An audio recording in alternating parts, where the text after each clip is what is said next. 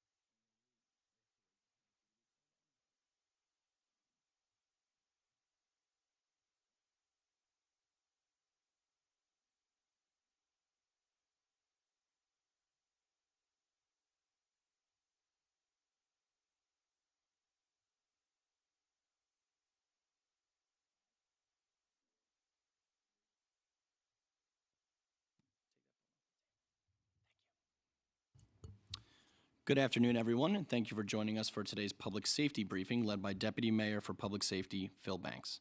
Following our last speaker, we will take a few questions from the media, followed by some more questions that have been submitted by the public ahead of today's briefing. I would now like to turn it over to Deputy Mayor Phil Banks. Thank you. So welcome, everyone. Happy St. Patrick's Day. Let's hope that we have a very festive but safe St. Patrick's Day. And I hope that it's March Madness, so I hope that someone of you picked Princeton in your bracket. If you didn't, your bracket is going to be a little bit messed up, so happy March Madness to everyone here. So today, we are joined by three very senior level members of the administration. We're going to be hearing from the NYPD Chief of Department, the 4-star Chief of the NYPD, and he is going to be giving a briefing on some crime stats, but more importantly, he's going to be talking about community CompStat. There's a lot of people who understand CompStat have heard that term, but they just developed community CompStat, and Chief Manager is going to be speaking about that. And then we're going to hear from our Corp Counsel Judge, Sylvia Hines-Radix, who is the top judge, right? She's the top judge in New York City, and she's going to be talking about the administration's efforts, what we're taking against these retailers who are illegally selling license plate covers. And she's going to go into detail about that. And then last but certainly not least, we're going to hear from Department of Transportation Commissioner Ydanis Rodriguez. He oversees DOT, and he's going to be giving us an overview on safety on our roadways and public updates on some of the projects that they've been working on.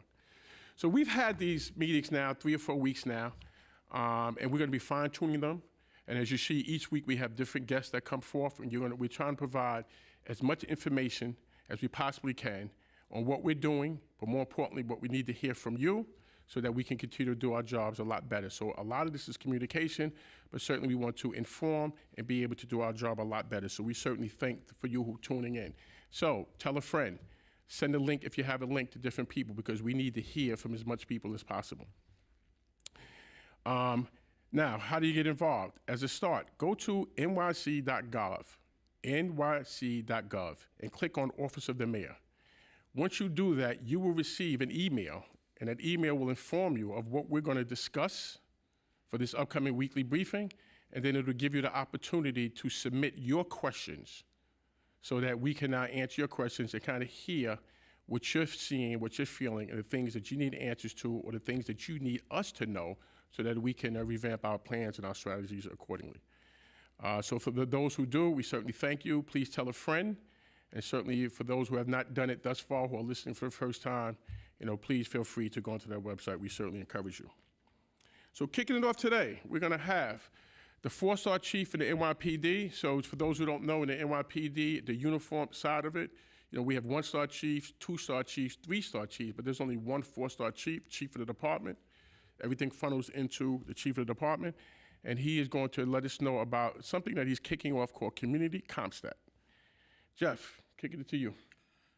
Good afternoon, sir. Thank you, Deputy Mayor Banks, and Good afternoon to all the viewers. I bring greetings from the NYPD, Commissioner Sewell, and I'd like to say a happy St. Patrick's Day to everybody. Before this forum, I was out on the parade route. I inspected everything. The NYPD is out there in full force. We're monitoring all kinds of streams, and at this time, there's no credible threats. So I expect everybody to have a good day, enjoy themselves, and to get home safely. Just really quick, touching on crime overall. We're definitely trending in the right direction, but it's going to be tough. We're down in shootings about 20%, homicides about 20%, and we're pushing down most of the other crime categories that we monitor. We're down in robberies citywide. We're down in burglaries citywide. We're down in grand larceny citywide. We're still having some struggles with car theft and our felony assaults, but I assure our viewers, our listeners, that the NYPD is monitoring all the crimes. We're deploying where we need to, and we're going to keep pushing this fight. I'm confident we're going to have a good year. What I really want to talk about is our community CompStat that will be kicking off our first one on Tuesday, March 21st. So what is the community CompStat? It's a forum. It's an opportunity for the people of New York City to be able to join us to discuss crime and quality of life challenges in their neighborhoods. On the 21st, we will be starting with the Bronx. So when you turn on to the forum, which is a virtual stream, you'll have a dais of myself, you'll have Chief of Crime Control Strategies, our Community Affairs Bureau, our Housing Bureau, our Patrol Services Bureau, our Transit Bureau, Transportation Bureau, and Detective Bureau. We'll also have participation from other city agencies. Of course, we'll have a City Hall rep. We'll have a DHS, Department of Homeless Services, Sanitation, the Housing Authority, the Parks Department, Department of Transportation, our sheriff, the Health and Mental Hygiene, and of course the DOE, Department of Education. And our patrol borough commanders, our housing borough commanders, and our transit borough commanders will be providing an overview of crime and quality of life in their particular command, in their particular borough. And then we'll discuss some of the community resources through community affairs. It will spotlight particular precincts. The precinct commands will stand up at the podium and they will discuss what's going on in their command. And then, of course, we'll open it up for people to ask questions and we will provide answers. Only thing I would ask is if you have something that's very sensitive, something that possibly could reveal who you are, you just save that question and I promise we'll answer it offline. We always have to keep people safe when we do these forums. And then one other thing I like to touch on as well, besides the community CompStat, the summer will be here soon. Today's a great day. We're already through the midway point of March. Before we know it, it'll be spring, and then summer will be here. Besides working very diligently to put forth strategies that will reduce crime and improve quality of life, we have to think about our youth. And we're going to have a strong youth strategy. We're going to work closely with DYCD. We're going to work closely with summer youth employment. We'll open our doors to bring as many young people as possible, show them the opportunities that are available to them within the NYPD. Our Youth Coordination Officer program is expanded in every precinct, so our youth coordination officers will be working within their own precincts, doing a variety of programs that'll focus on enrichment of the youth, academic skills, sports skills, and whatever else our young people bring to us.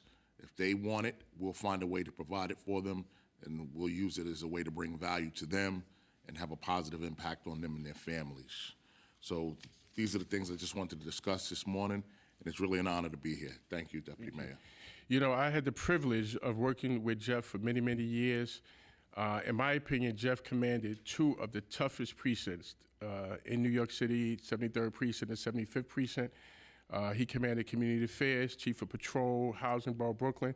And I just want to tell you, Chief, that every place that you have gone to was better off that you were there. And this is not the first time I'm telling him this. I told him this many, many years ago. So certainly, I think the city is actually privileged to have you as the chief of the department.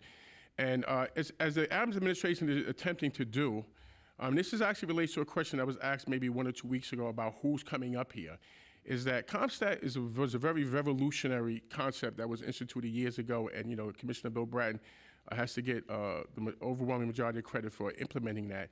And it was a great accountability system. And depending on what side of the dais you were on, right, it was you had a different perspective in it. But it actually changed a lot for the better. And now the Adams administration is now saying, bring other agencies involved into the process. Bring the community involved. Let's open up this particular door. So I congratulate Commissioner Sewell for actually originating this idea and moving it forward. So just hats off, and I actually think that's going to be very interesting, Chief. So Thank you for the kind words, sir. so next we're going to hear from our top judge in the city, right? With Corp Counsel, Head Sylvia Hines-Radix, as we call her, the judge. That's what we call her around City Hall. And she's going to speak about some legal action that they're taking. And I just want to start off by stating is that early on in the Adams administration, we reached out to Amazon, and we reached a deal with Amazon so that Amazon would not be able to, they agreed to not sell these license plate covers if you are ordering them from the state of New York. So that was our first step. And reaching out, so I just want to have a shout out to Amazon, thank them very much, and that's what that public-private partnership is all about. But we did not stop there. We continued that particular fight, and we're going to hear now from the judge. And I'm the city's lawyer, see? Thank you, Deputy Mayor Banks, for this kind invitation to address you today and to talk about some sensitive issues that the law department has undertaken. Of course, I am the corporation counsel, and I had the law department that has a group of very dedicated people who work tirelessly to protect the interest of New Yorkers. One of our 16 legal divisions is tasked with filing legal lawsuits against individuals and companies that violate the law and undermine the interests of the people of this city. For instance, we file lawsuits to protect tenants and members of the public where we sue landlords who are violating the housing laws and allow their buildings to become unsafe. To get deadly ghost guns off the street, we sued online retailers illegally selling ghost gun parts into the city.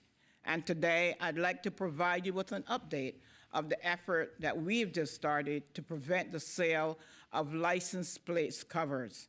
This merchandise endangers New Yorkers, and it has resulted in significant dollars of loss of revenue to the city of New York for several years. And as you know, license plate covers are used to obscure vehicle license plates to evade law enforcement cameras and tolls. These covers have no legitimate purpose but to allow people to break the law. No family should endure the loss of a loved one at the hands of a reckless driver. These products promote that irresponsible conduct.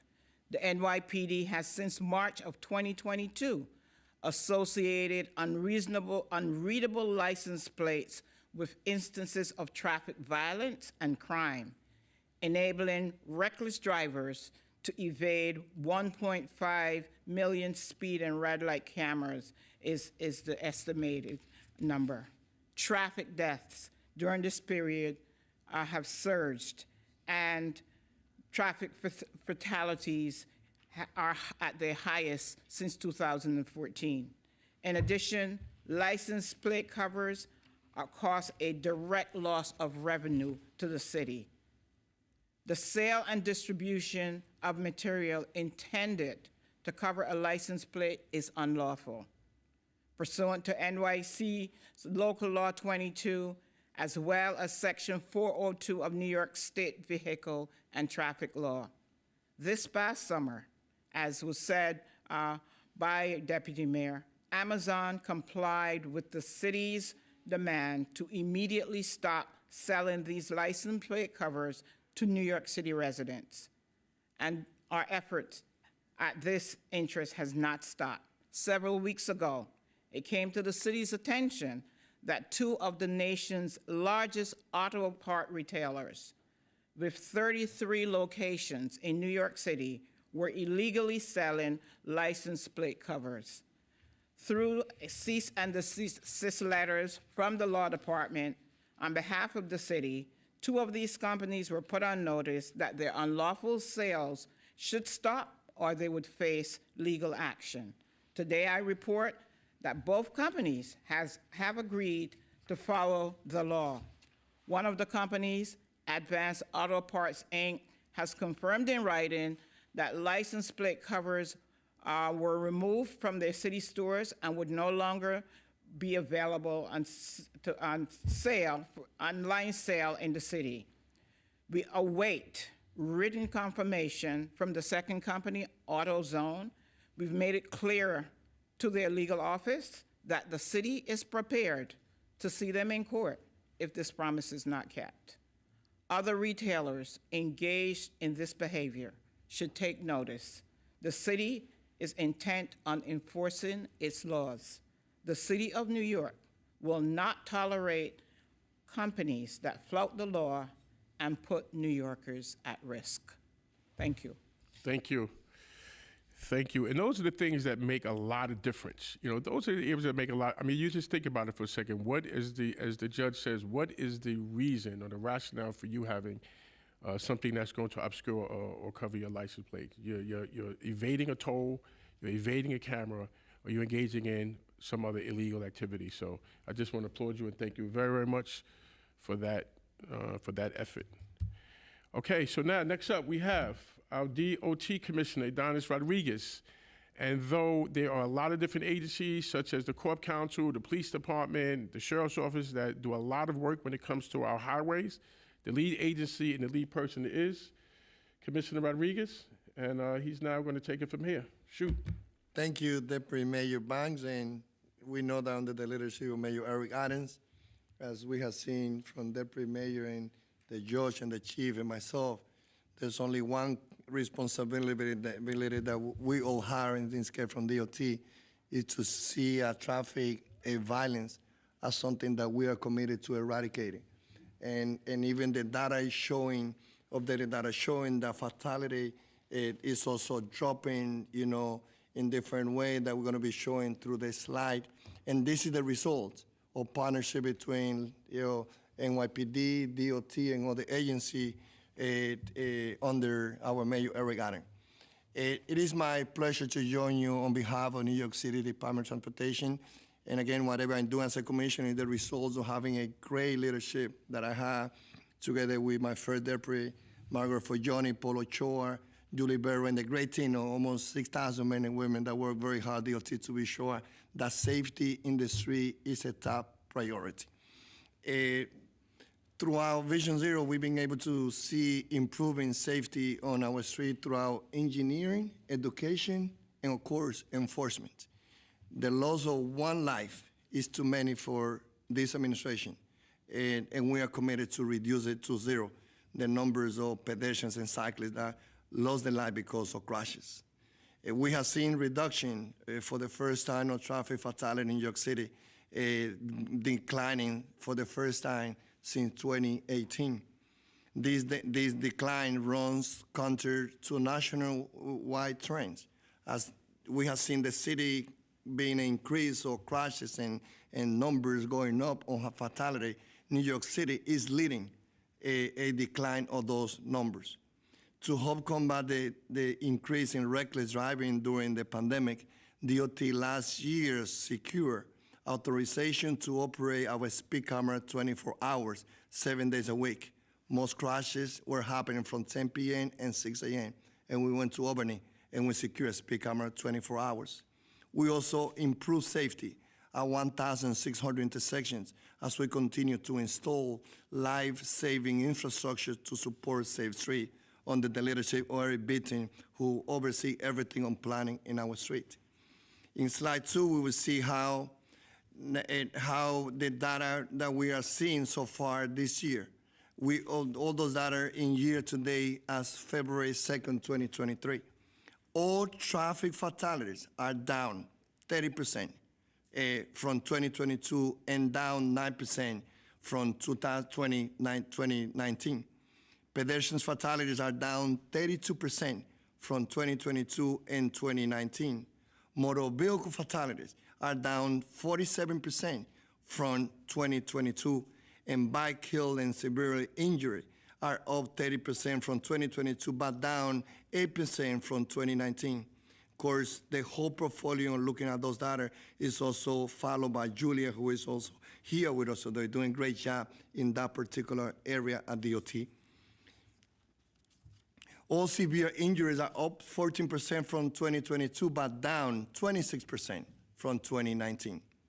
All injuries are up 6% from 2022, but down 20% from 2019. When we go to slide 3, what we see is how securing 24-hour speed camera enforcement was a major victory for the whole city of New York, not only for Mayor Adams and his administration. Before the state granted this authorization last year, these cameras were not allowed to operate when speeding was happening on night and on weekends. We have seen remarkable results from expanded enforcement.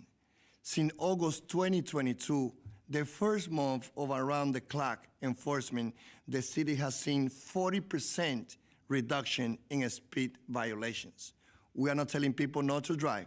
What we're telling people is drive at the speed limit, which is 25 miles per hour. Our speed cameras save lives, and this data is another reminder that this program is a valuable a tool to change driver behavior and make our street safer. We are also working closely with our partners with the MTA to expand automatic enforcement on both lanes. On slide 4, we will see how traffic safety is not about enforcement, it's also about engineering. And let's look at some of the projects we completed in 2022. Pictured in our Bronxdale Avenue road died in the East Bronx. Over the 5 years before our project, Bronxdale Avenue saw 17 deaths or serious injuries and 179 total injuries. We removed a travel lane from the street and added a protected bike lane to calm traffic and support cycling. Road deaths have shown no reduced deaths and serious injuries by 30%. Sorry, correcting that the road deaths like these have shown how reduced deaths and serious injuries happen by 30%. Big numbers there too. And protected bike lanes have shown to reduce cyclist injuries rates by 34%. On slide 6, as I mentioned, pedestrian fatalities are down 32% from 2022 and 2019. We are always working to protect our vulnerable streets and users. Seen here is our safety project at the intersection of Broadway, Flushing Avenue, and Graham Avenue in Bushwick, Brooklyn. In the 5 years before this project, there were 5 deaths or serious injuries at this intersection and 75 total injuries.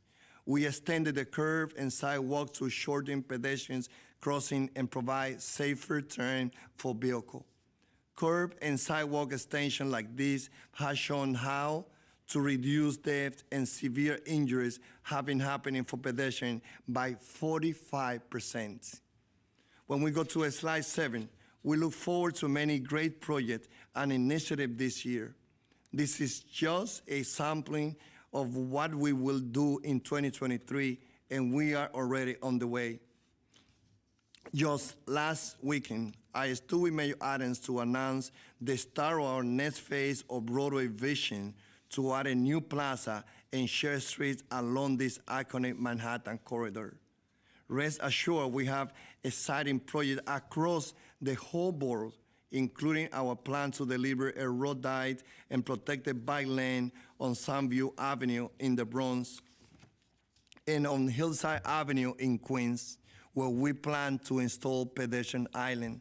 So what we are showing is that when only we are looking at Manhattan, we're looking at the Bronx, we're looking at Brooklyn, we're looking at Queens, we're looking at Staten Island. We're doing everything we have to do to be sure that we make our street safer for everyone, especially for pedestrians and cyclists. Our team, in closing, our team at DOT is working every day to make our streets safer for everyone who uses them. I can give you a sample. I have Joshua here, who oversees all the lighting poles that we have in New York City. We had 300,000 light pole in our street. So DOT is the agency that runs the largest transportation system in the whole nation.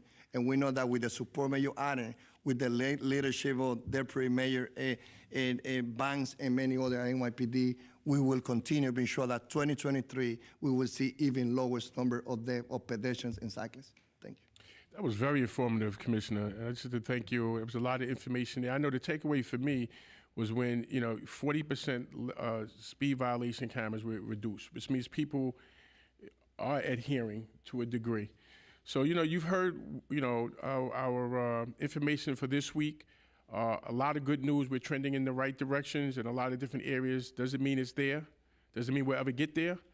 But the A is in the effort, and I just want to thank my colleagues here very much so. And now, Derek, I turn it over to you. Thank you, Deputy Mayor. We will now take questions from the media related to today's announcements. Please use the raise hand function if you would like to ask a question. Our first question comes from Yoav Gonin from the city. Yoav, your line is unmuted.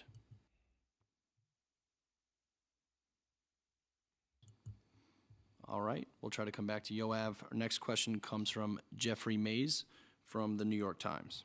Jeffrey, your line is now unmuted. Hey, good morning. Good afternoon, rather. This question is for Chief Maddrey, Deputy Mayor Banks. We just wrote recently about Madison Square Garden sending private detective to follow a state law enforcement officer. I'm wondering if the NYPD has had any such issues as it goes about its investigative work. And I'm wondering, do you think it's appropriate for a private entity to send a private detective to follow a law enforcement agent?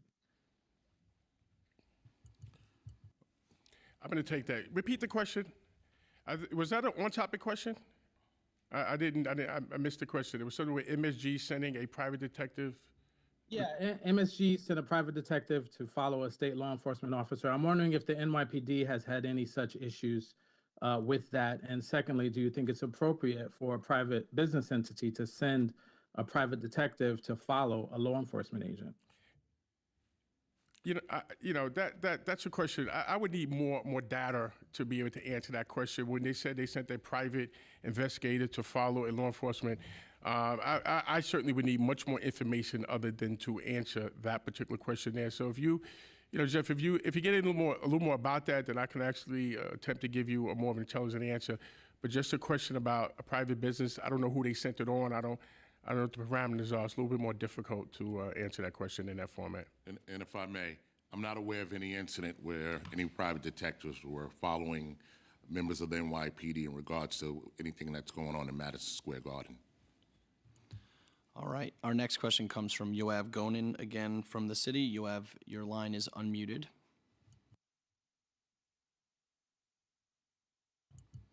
All right, thank you very much. Earlier this week, the administration reached out to New Yorkers asking them to submit questions for the officials that have joined us here today. We will now get to as many of those questions as we can with the time that we have left. Our first question comes from John in Manhattan. This is for the Department of Transportation, asking, how is the city addressing commercial vehicles parked overnight on the street? Yep.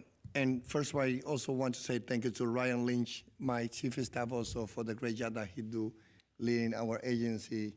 And as I mentioned, the other members of the great team that we have in leadership at DOT, but definitely having Ryan being added as our chief of staff is a great asset that we have at DOT. Legal truck is real. And trucking is a part of the topic that is very important for Mayor Adams, together with the men and women, the leadership, the chief, and that we were there with Mayor Adams in Queens, removing illegal truck that they were parked in residential area. So what we will see under this administration is NYPD leading together with DOT and other agency, EDC, a plan on how we address a truck that are parked in illegal area. I just came from Brooklyn Terminal, working in that area inside and outside. And we know that there's a street outside in front of the Brooklyn market that trucks are not supposed to be parked over there. But we are, identified. We walk in the neighborhood, and we want to be sure that the task force that we have, that City Hall put it together, will continue doing all the work that we got to do to address trucks that are parked in illegal residential area. They are not allowed, and this is a big issue for us. Our next question comes from Catherine from Manhattan, who asks, what is the city and the NYPD doing to invest in youth sports in the high schools or creating more athletic facilities, ice rinks, hiring more coaches to help keep youth engaged? We wonder if this would help with teen violence.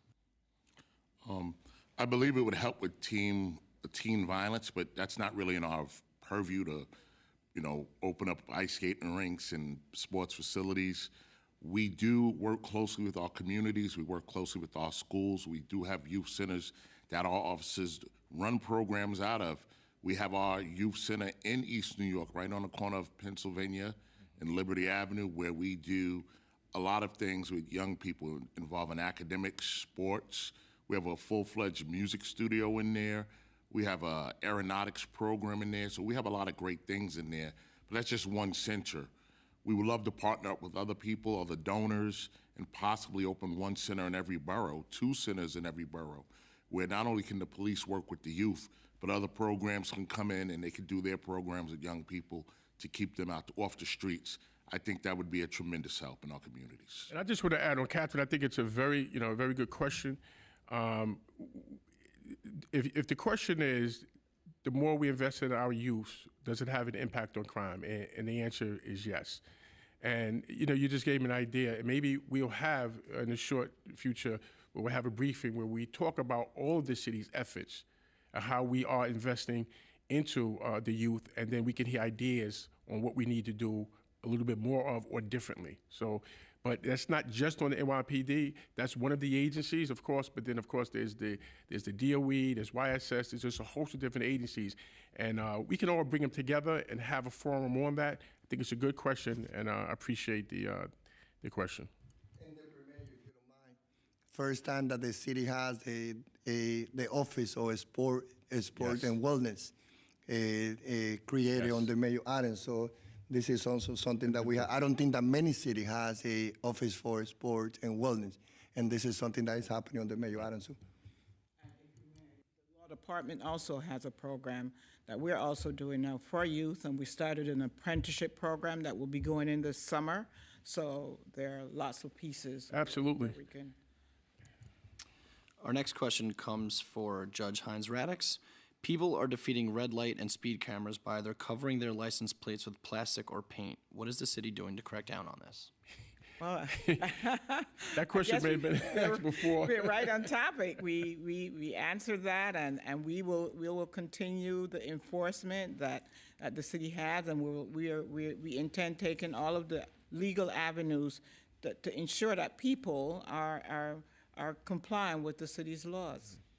And just to add on to, our entire presentation was about that. In addition, we spoke about Amazon, but also, the chief here in coordination with the sheriff, we look at the 311 complaints that come out about these vehicles that have these ghost plates and these covers, and there's operations that we go out to illegally tow these vehicles there as well. So if you see these plates on your streets, call in 311, and we monitor that particular data. We'll start sending out resources there to be able to take action against them. Next question comes from Lewis in Brooklyn for Commissioner Rodriguez. He asks, in light of the drop of fatalities for pedestrians in 2022, what other plans are there in the works to keep New Yorkers safe? Well, we oversee all our we overpass all the expectation that we have in January 2022 when Mayor Adam and I in November announced how we improve safety of 1,600 intersections when our goal was only 1,000 in January 2022. We also did 100 raised crosswalk in 2022. We also improved a number of intersections around schools and senior centers. So what we have, again, and under the division led by Victor, is that the whole planning team at DOT, we are taking to a new scale the level of improvement. Mayor Adams increased $400 million to DOT so that we will have all the resources that we need in order to improve safety, again, from the lens of equity. And this is the difference. This is what New Yorkers is seeing right now. That in the past, all attention transportation was mainly given to downtown Manhattan, downtown Brooklyn, and Long Island City. What we have seen right now in 2020, we saw in 2022, and we continue seeing in 2023, is that more attention is given following the data where crashes are happening. That we are also using new technology to be sure that we take care of the lighting, that we take care of the improvement. And also, we're going back now to Albany. You know, and I stand there with Senator John Lewis and something that is important for Mayor Adams, which is about reducing the level of alcohol that are allowed for someone when they're driving. We don't tell no one again not to drive. What we're telling people not to drink. What we are telling people is about if you drink, don't drive. So what we are looking to accomplish is in a package of safety bills called the road bill in Albany. One is leading among this package is about to reduce the numbers of the level of alcohol that someone is allowed to have when they drive from 0.8 to 0.5. We are combining on Vision Zero, redesigning our street through engineer, education through Vision Zero, and working with NYPD to be sure that all drivers know that we are watching them when it comes to how they're driving on the street, and enforcement is a key issue. Thank you. Our next question comes for Chief Madry. This is a question we get quite often. With summer coming up, what are you going to do about noise problems? We have parties so loud that our windows shake. Where can we report this? Well, of course, you can call 311 to report any complaints, as well as speak to your neighborhood coordination officers. When we have locations that we know about in advance, we can send our neighborhood coordination officers to the location. We can speak to the representatives, the host of the party, ask for some cooperation, and just inform them that this is a quality of life issue and it affects many people. We have to work within the parameters of the law. When a party's playing in an indoor location, we just can't kick in the door if there's no other emergency. We have to work within the parameters of the law. But we're willing to go out and talk to people and do all that we can. And in the places that we can do enforcement, we will do enforcement to gain compliance. But our first option, the first thing we want to do is be able to talk to people, just ask for their compliance so everyone can enjoy themselves, but our neighbors can sleep as well. And we'll be doing that all summer long. For Commissioner Rodriguez, Valerie from Manhattan asks, is it possible to make the street lights brighter at night? Or are there other ideas to increase roadway safety at night? Definitely improving safety, as I said before, is a top priority. The light pole that we have in New York City is around 300,000. That make it one of the cities that had the larger number. So improving lighting will always be something that we are looking. We're always looking for new technology. But I can say that when anyone, see the command center that we have in Long Island City, coordinated by DOT, NYPD, and New York State Department of Transportation, all New Yorkers, they should know that we are always looking for, how we improve lighting and how we address, crashes that happen at night. I said before, the trains or reckless drivers is an epidemic that is affecting the whole nation. All the cities, they're looking at New York City on what are we doing to reduce. As Mayor say, we are 8.6 million New Yorkers, but we are 100 million of different opinions. So anyone can come and say at the data and say, these numbers are higher. What we are looking on crashes and fatalities about those numbers are the results of a lot of reckless drivers driving drunk, overspeeding, especially many of them in the highway. So what I would like to encourage people is to see what are we doing at the intersections. Because before Vision Zero, before this administration, most crashes were happening at intersection. What we saw in 2022 was a reduction. Many of those crashes were happening at night. And yes, we are continuing doing everything we can to reduce those numbers because one life that we lost in New York City is too many for this administration. Thank you. And our final question comes from Kristen in the Bronx.